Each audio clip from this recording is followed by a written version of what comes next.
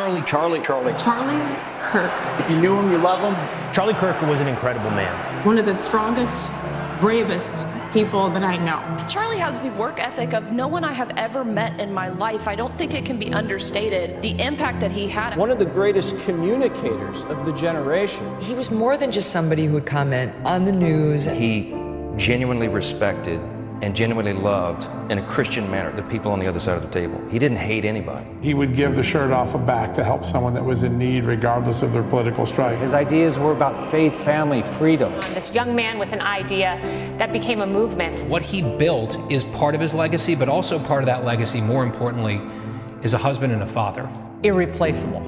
He was irreplaceable. He's a one of one. Right? Charlie Kirk was at the tip of the spear, never flinched, never backed off. He wanted that back and forth, but not out of anger, not out of a place of he wanted to humiliate them or embarrass them or something like that, because he wanted to actually try to communicate with them. He went into the belly of the beast, he went on these college campuses, and he evangelized. This man who had a life force that was so much bigger than himself. If everything completely goes away, how do you want to be remembered? I want to be remembered for courage for my faith. That would be the most important thing. Most important thing is my faith in my life. I hope that the story of Turning Point USA, again, we started with no money, no connections, and no idea what I was doing, resonates with some of you. Government sucks! It's a nonprofit called Turning Point USA. To despair is a sin. And some people say, oh, Charlie, you know, it's too hard. It's too overwhelming. It's too dark. Snap out of it. You still live in the greatest nation ever to exist in the history of the world. There is still so much to be hopeful and to be thankful for. And we have agency. The globalists are worried that you are waking up. They're worried that their fraud and their nonsense is finally being exposed, and you are at the central nerve of all of that. Ask God how to use you. Find a place to plug in. I am thankful for you.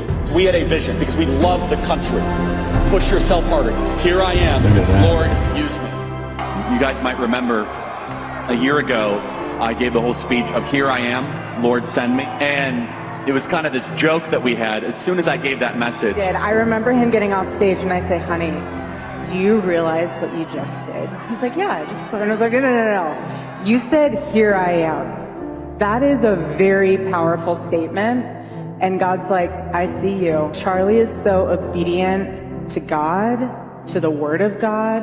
And it's been so humbling to witness the way that God has used him this year, because he made that declaration a year ago, saying, here I am, I'm ready. Wherever you need me to be, Lord, I'll be, and I'm your servant. Just put me out there in the thick of it. You see, they wanted us to be quiet and afraid and silent and subservient. They wanted us to cower into our corner. But the conservative movement has changed fundamentally. I hope you guys understand this. This is the greatest country ever to exist in the history of the world. And I can say, wow, there was a debate. Is God done with this country? And now I can say confidently, no.